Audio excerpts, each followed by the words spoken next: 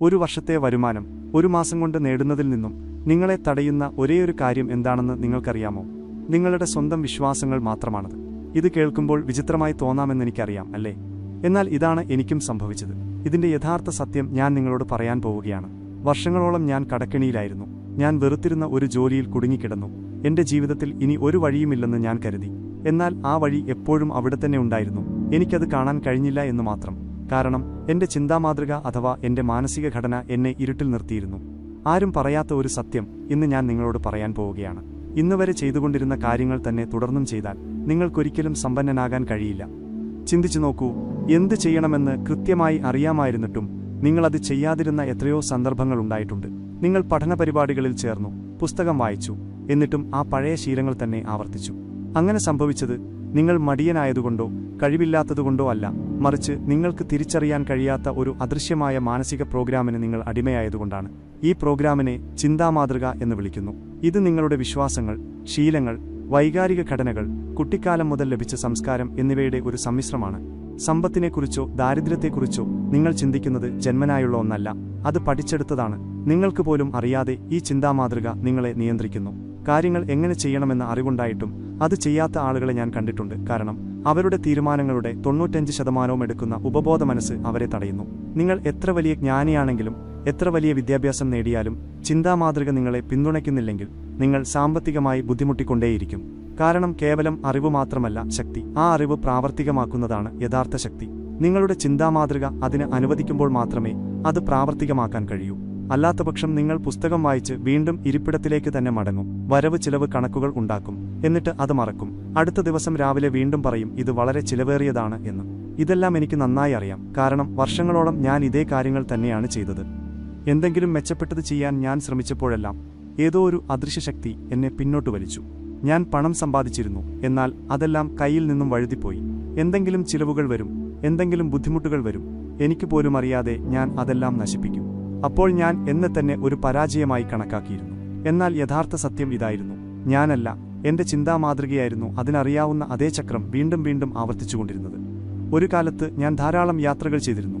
ടൊറന്റോയിൽ നിന്ന് ക്വാലാലംപൂരിലേക്കുള്ള യാത്രയ്ക്ക് ഏകദേശം 25 മണിക്കൂർ സമയമെടുക്കുമായിരുന്നു. എന്നാൽ ഞാൻ സിനിമകൾ കണ്ടിരുന്നില്ല. പകരം എനിക്ക് എത്രത്തോളം സമ്പത്തുണ്ടാക്കാൻ കഴിയും എന്നതിനെക്കുറിച്ച് ഞാൻ കയ്യിലൊരു ഗണനയന്ത്രം വെച്ച് വലിയ സംഖ്യകൾ കൂട്ടി നോക്കുമായിരുന്നു. ആ നിമിഷങ്ങളിൽ ഞാൻ എന്നെ തന്നെ പുനർനിർമ്മിക്കുകയായിരുന്നു. സമ്പൽ സമൃദ്ധി എന്ന ആശയവുമായി പരിചിതമാകാൻ വേണ്ടി വലിയ സംഖ്യകളെ സ്വീകരിക്കാൻ ഞാൻ എന്റെ തലച്ചോറിനെ നിർബന്ധിക്കുകയായിരുന്നു. ഈ പരിശീലനം എനിക്ക് വളരെ സാധാരണമായി മാറി. അസാധ്യമെന്ന് തോന്നിയിരുന്ന പല കാര്യങ്ങളും എന്റെ മനസ്സ് പതുക്കെ സ്വീകരിക്കാൻ തുടങ്ങി. അപ്പോഴാണ് ഒരു ചോദ്യം എന്നെ വല്ലാതെ അലട്ടിയത്. ഒരു വർഷം 10 ലക്ഷം സമ്പാദിക്കുന്നവനും ഒന്നും സമ്പാദിക്കാത്തവനും തമ്മിലുള്ള വ്യത്യാസം എന്താണ്? ആ വ്യത്യാസം ഭാഗ്യത്തിന്റേതോ ബുദ്ധിയുടേതോ കഴിവുകളുടേതോ പ്രകടനത്തിന്റേതോ അല്ലെന്ന് അന്നെനിക്ക് മനസ്സിലായി. യഥാർത്ഥ വ്യത്യാസം അവരുടെ ബോധമണ്ഡലത്തിന്റെ തലത്തിലായിരുന്നു. ഒരു വ്യക്തി തനിക്ക് സാധ്യമാണെന്നും സ്വീകാര്യമാണെന്നും കരുതുന്നതെന്താണോ അതുതന്നെയാണ് അയാളുടെ യാഥാർത്ഥ്യമായി മാറുന്നത്. നമ്മുടെ വിശ്വാസങ്ങളും ശീലങ്ങളും തലച്ചോറിൽ പുതിയ പാതകൾ സൃഷ്ടിക്കുന്നുവെന്ന് ഇന്നത്തെ ശാസ്ത്രവും തെളിയിച്ചിട്ടുണ്ട്. നിങ്ങളൊരു ശീലം എത്രത്തോളം ആവർത്തിക്കുന്നുവോ അത് അത്രത്തോളം ആഴത്തിൽ പതിയുന്നു. എന്നാൽ ഇത് ഒറ്റരാത്രി കൊണ്ട് മായ്ച്ചു കളയാൻ കഴിയില്ല.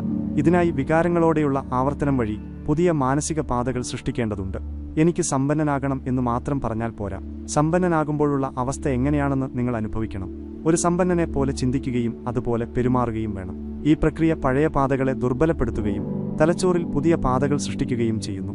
എന്നാൽ ഞാൻ നിങ്ങളോട് പറയട്ടെ, ചിന്തകളിലെ മാറ്റം ഭയപ്പെടുത്തുന്നതാണ്. നിങ്ങളുടെ പഴയ വിശ്വാസങ്ങൾ നിങ്ങളെ തടയാൻ ശ്രമിക്കും.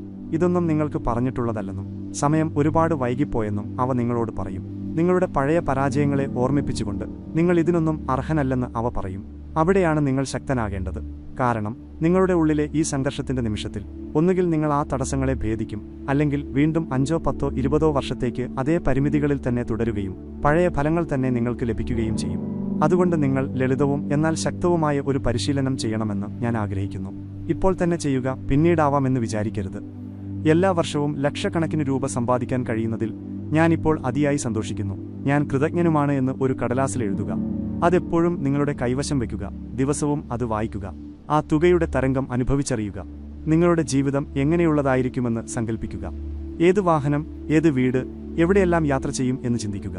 പൂർണ്ണമായും തയ്യാറാണെന്ന് തോന്നുന്നതുവരെ കാത്തിരിക്കരുത്. ഇപ്പോൾ തന്നെ അതനുഭവിക്കുക. കാരണം നിങ്ങളുടെ ഉപബോധ മനസ്സ് യുക്തിയല്ല, വികാരങ്ങളുടെ ഭാഷ മാത്രമേ മനസ്സിലാക്കുന്നുള്ളൂ. ഇത് കേൾക്കുമ്പോൾ കുട്ടിക്കളിയായി നിങ്ങൾക്ക് തോന്നിയേക്കാം. എന്നാൽ കടക്കെണിയിലായ ഒട്ടും താൽപ്പര്യമില്ലാത്ത ഒരു ജോലിയിൽ നിന്നുമാണ് ഇന്ന് ഞാൻ ജീവിക്കുന്ന ഈ ജീവിതം ഞാൻ കെട്ടിപ്പടുത്തത് എന്ന് ഞാൻ ഉറപ്പു നൽകുന്നു. ഇതിൽ ഞാൻ ഒറ്റയ്ക്കല്ല. ലോകമെമ്പാടുമുള്ള ആളുകൾ ഈ തത്വം സ്വീകരിച്ച് തങ്ങളുടെ യാഥാർത്ഥ്യത്തെ മാറ്റിമറിച്ചിട്ടുണ്ട്. എന്നാൽ മാറാൻ തയ്യാറല്ലാത്തവർ ഇതിനെ അവഗണിക്കുന്നു. കൂടുതൽ പഠനങ്ങൾ നടത്തിയാലോ, കൂടുതൽ സമയം ജോലി ചെയ്താലോ, അല്ലെങ്കിൽ ശരിയായ ഒരു നേതാവ് വിജയിച്ചാലോ മാറ്റം വരുമെന്ന് അവർ കരുതുന്നു. എന്നാൽ യഥാർത്ഥ തടസ്സം പുറത്തുള്ള ലോകത്തല്ല, മറിച്ച് നമ്മുടെ ഉള്ളിലെ പ്രോഗ്രാമിലാണ്. മിക്ക സമയത്തും നിങ്ങൾ ഏത് വികാരത്തിലാണ് നിലനിൽക്കുന്നത് എന്നതിനെ അടിസ്ഥാനമാക്കിയാണ് നിങ്ങൾ ആരാണെന്ന് തീരുമാനിക്കപ്പെടുന്നത്. ഇതൊരു വിലകുറഞ്ഞ തത്വശാസ്ത്രമല്ല, ഇത് ക്വാണ്ടം ഭൗതികശാസ്ത്രമാണ്. ഇവിടെയെല്ലാം ഊർജ്ജമാണ്. ആ ഊർജ്ജത്തിന് അതിൻ്റേതായ തരംഗങ്ങളുണ്ട്. നിങ്ങൾ ഭയം, സംശയം, ഉത്കണ്ഠ തുടങ്ങിയ വികാരങ്ങളാണ് പ്രകടിപ്പിക്കുന്നതെങ്കിൽ ആ വികാരങ്ങളെ കൂടുതൽ ശക്തമാക്കുന്ന അനുഭവങ്ങളെയാണ് നിങ്ങൾ നിങ്ങളിലേക്ക് ആകർഷിക്കുന്നത്. ഇതെത്രയോ തവണ സംഭവിക്കുന്നത് ഞാൻ കണ്ടിട്ടുണ്ട്. ഇതിനെക്കുറിച്ച് എനിക്ക് 100 കണക്കിന് പുസ്തകങ്ങൾ എഴുതാൻ കഴിയും.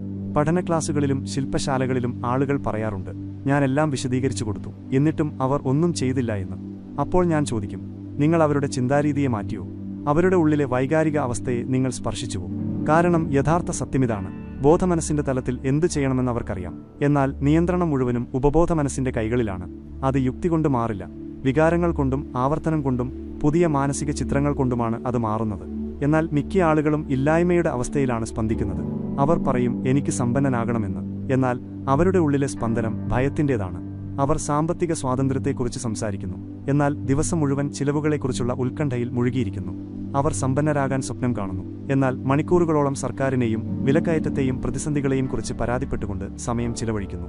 പ്രപഞ്ചം നിങ്ങളുടെ വാക്കുകൾക്കല്ല, നിങ്ങളുടെ ഉള്ളിലെ സ്പന്ദനങ്ങൾക്കാണ് മറുപടി നൽകുന്നത്. വർഷങ്ങളോളം ഞാൻ ഇതേ രീതികൾ തന്നെ ആവർത്തിച്ചു. പണം വളരെ ബുദ്ധിമുട്ടി മാത്രമേ ലഭിക്കൂ എന്നും ഭാഗ്യമുള്ളവർക്കും പാരമ്പര്യമായി ലഭിക്കുന്നവർക്കും മാത്രമുള്ളതാണ് പണമെന്നും ഞാൻ കുട്ടിക്കാലത്ത് കേട്ടിരുന്നു. ഞാനത് വിശ്വസിക്കുകയും ചെയ്തു. എനിക്ക് കൂടുതൽ സമ്പാദിക്കണമെന്നുണ്ടായിരുന്നു, എന്നാൽ പണത്തിന് ബുദ്ധിമുട്ട് വരുമോ എന്ന ഭയം എൻ്റെ ഉള്ളിലുണ്ടായിരുന്നു. ഞാൻ സ്വാതന്ത്ര്യത്തെക്കുറിച്ച് സംസാരിച്ചിരുന്നു, എന്നാൽ എൻ്റെ ഉള്ളിൽ പരിഭ്രാന്തിയും അസ്വസ്ഥതയുമാണ് ഞാൻ അനുഭവിച്ചത്. ഞാൻ അങ്ങനെ അനുഭവിച്ചപ്പോഴെല്ലാം ഞാൻ ഇല്ലായ്മയിലാണ് സ്പന്ദിക്കുന്നത് എന്ന സന്ദേശമാണ് ഞാൻ പ്രപഞ്ചത്തിന് നൽകിയത്. പ്രപഞ്ചം അതിനനുസരിച്ച് പ്രതികരിക്കുകയും ചെയ്തു, കാരണം അതൊരു സ്വാഭാവിക നിയമമാണ്. പിന്നെ ഒരു നീണ്ട യാത്രയ്ക്കിടയിൽ എന്തോ ഒരു മാറ്റം സംഭവിച്ചു. ഞാൻ ഗണനയന്ത്രവുമായിരുന്ന് വലിയ വലിയ സംഖ്യകൾ ഗുണിച്ചു നോക്കി. ആ തുകകളെല്ലാം എൻ്റെ ജീവിതത്തിന്റെ ഭാഗമാണെന്ന് ഞാൻ സങ്കല്പിക്കാൻ തുടങ്ങി. ഞാൻ വെറുതെ ചിന്തിക്കുകയായിരുന്നില്ല, മറിച്ച് വളരെ വലിയ തുകകൾ കൈകാര്യം ചെയ്യുമ്പോൾ എങ്ങനെയുണ്ടാകുമെന്ന് ഞാൻ ശരിക്കും അനുഭവിക്കുകയായിരുന്നു. 1 കോടി അമേരിക്കൻ ഡോളർ, അതായത് ഏകദേശം 83 കോടി ഇന്ത്യൻ രൂപ. പതുക്കെ പതുക്കെ എൻ്റെ സ്പന്ദനങ്ങളുടെ അവസ്ഥ മാറാൻ തുടങ്ങി. ഒരു കാലത്ത് അസാധ്യമെന്ന് തോന്നിയിരുന്ന കാര്യങ്ങൾ ഇപ്പോൾ എനിക്ക് സാധാരണമായി തോന്നാൻ തുടങ്ങി. 1 കോടിയെക്കുറിച്ച് ചിന്തിക്കുന്നത് തന്നെ പരിഹാസ്യമായി കരുതിയിരുന്ന ഒരു കാലമുണ്ടായിരുന്നു. എന്നാൽ ഇപ്പോൾ ആരെങ്കിലും അതിനെ പരിഹസിക്കുന്നത് കേൾക്കുമ്പോൾ എനിക്ക് അത്ഭുതം തോന്നുന്നു. ഇതാണിതിന്റെ യഥാർത്ഥ താക്കോൽ. ഒരു കാര്യം മനസ്സിന് പരിചിതമായി കഴിഞ്ഞാൽ ഉപബോധ മനസ്സ് അതിനെ എതിർക്കുന്നത് നിർത്തുന്നു. ഏതാണോ സുരക്ഷിതമെന്ന് അത് കരുതുന്നത് അവിടെ തന്നെ നമ്മെ നിലനിർത്താനാണ് ഉപബോധ മനസ്സ് ശ്രമിക്കുന്നത്. ദാരിദ്ര്യമാണ് നിങ്ങളുടെ സാധാരണ അവസ്ഥയെങ്കിൽ അത് നിങ്ങളെ അവിടെ തന്നെ തളച്ചിടും. എന്നാൽ സമ്പൽ സമൃദ്ധിയാണ് നിങ്ങളുടെ സാധാരണ അവസ്ഥയായി മാറുന്നതെങ്കിൽ മനസ്സ് അതിനനുസരിച്ച് പ്രവർത്തിക്കാൻ തുടങ്ങും. ഓപ്ര വിൻഫ്രെ ഇതിനൊരു ഉദാഹരണമാണ്. യാതൊരുവിധ അവസരങ്ങളുമില്ലാത്ത തികച്ചും ദരിദ്രമായ ഒരു കുടുംബത്തിലാണ് അവർ ജനിച്ചത്. എന്നിട്ടും കുട്ടിക്കാലം മുതൽ തന്നെ അവർ ഒരു പ്രശസ്തയായ അവതാരകയായി സ്വയം സങ്കല്പിക്കുകയും അത് അനുഭവിക്കുകയും ചെയ്തു. അവരുടെ ചുറ്റുമുള്ള ആളുകൾ ജീവൻ നിലനിർത്താനുള്ള നെട്ടോട്ടത്തിലായിരുന്നപ്പോൾ അവരുടെ ഉള്ളിലെ സ്പന്ദനം വിജയത്തിൻ്റെതായിരുന്നു. അതുകൊണ്ടാണ് അവർ അവിടെ നിന്നും ഉയർന്ന് വിജയത്തിന്റെ കൊടുമുടിയിലെത്തിയത്. എന്നാൽ ഇതിന് വിപരീതമായ ഉദാഹരണങ്ങളുമുണ്ട്. മൈക്ക് ടൈസൺ എന്ന മികച്ച കായികതാരം ഇതിനൊരു ഉദാഹരണമാണ്. അദ്ദേഹം ഏകദേശം 1800 കോടി രൂപ സമ്പാദിച്ചു. എന്നാൽ അദ്ദേഹത്തിന്റെ ഉള്ളിൽ ഭയവും കോപവുമായിരുന്നു നിറഞ്ഞു നിന്നിരുന്നത്. സ്വയം നശിക്കുന്ന തരത്തിലുള്ളതായിരുന്നു അദ്ദേഹത്തിന്റെ ആന്തരിക സ്പന്ദനം. അതുകൊണ്ട് തന്നെയാണ് അത്രയും വലിയ സമ്പത്ത് വന്നിട്ടും അത് നിലനിൽക്കാതിരുന്നത്. കാരണം കൃത്യമായ ബോധമില്ലാതെ സമ്പത്ത് ഒരിക്കലും നിലനിൽക്കില്ല. അതിനെ ഉൾക്കൊള്ളാനുള്ള ഒരു ഊർജ്ജ ഘടന അവിടെ ഉണ്ടായിരുന്നില്ല. ഇത് എല്ലാവർക്കും ബാധകമാണ്. നല്ല വരുമാനമുണ്ടായിട്ടും കടത്തിലും സമ്മർദ്ദത്തിലും കഴിയുന്ന പലരെയും നിങ്ങൾക്കറിയാമായിരിക്കും. പണം ഒഴുകിയെത്തുന്ന ആ ഇടം നിങ്ങൾ മാറ്റിയെടുക്കേണ്ടതുണ്ട്. നിങ്ങളുടെ ഊർജ്ജത്തെ ഉയർത്തുകയും നിങ്ങൾ എവിടെയെത്താൻ ആഗ്രഹിക്കുന്നുവോ ആ തലത്തിൽ ജീവിക്കാൻ തുടങ്ങുകയും വേണം. നിങ്ങൾ എങ്ങനെയുള്ള ആളാകാൻ ആഗ്രഹിക്കുന്നുവോ അതുപോലെ ഇപ്പോൾ തന്നെ നിങ്ങൾ പെരുമാറാൻ തുടങ്ങണം. അതുപോലെ ചിന്തിക്കുക, സംസാരിക്കുക, തീരുമാനങ്ങൾ എടുക്കുക. കാരണം നിങ്ങളുടെ ഓരോ തീരുമാനവും നിങ്ങളുടെ ഊർജ്ജത്തെ ഒന്നുകിൽ ശക്തമാക്കുകയോ അല്ലെങ്കിൽ ദുർബലപ്പെടുത്തുകയോ ചെയ്യുന്നു. നിങ്ങൾ ആകാൻ ആഗ്രഹിക്കുന്ന വ്യക്തിയെപ്പോലെ ദൈനംദിന ജീവിതത്തിലെ ചെറിയ ചെറിയ കാര്യങ്ങൾ പോലും ചെയ്യുമ്പോഴാണ് യഥാർത്ഥ മാറ്റമുണ്ടാകുന്നത്. ആളുകൾ വരുത്തുന്ന ഏറ്റവും വലിയ തെറ്റ് ഇതാണ്. ആദ്യം പുറത്തുള്ള ലോകം മാറണം എന്ന് അവർ ചിന്തിക്കുന്നു. അതായത് വരുമാനം വർദ്ധിക്കണം, നല്ലൊരു പങ്കാളിയെ ലഭിക്കണം, മികച്ച ആശയങ്ങൾ ഉണ്ടാകണം, അല്ലെങ്കിൽ അനുകൂലമായൊരു സർക്കാർ വരണം എന്നിങ്ങനെ അവർ ചിന്തിക്കുന്നു. എന്നാൽ സത്യമെന്തെന്നാൽ ആദ്യം മാറ്റം വരേണ്ടത് നിങ്ങളുടെ ഉള്ളിൽ നിന്നാണ്. കാരണം ബാഹ്യലോകം നിങ്ങളുടെ ആന്തരിക അവസ്ഥയുടെ ഒരു പ്രതിഫലനം മാത്രമാണ്. ബാക്കിയെല്ലാം വെറും പ്രകടനങ്ങൾ മാത്രമാണ്. പണത്തെക്കുറിച്ച് ചിന്തിക്കുമ്പോഴോ അല്ലെങ്കിൽ പണം ചിലവാക്കുമ്പോഴോ നിങ്ങൾക്ക് എന്താണ് തോന്നുന്നതെന്ന് ഇന്നു മുതൽ ശ്രദ്ധിച്ചു തുടങ്ങുക. ആ തോന്നൽ ഭയത്തിൻ്റേതോ അസൂയയുടേതോ അതോ ദേഷ്യത്തിൻ്റേതോ ആണോ?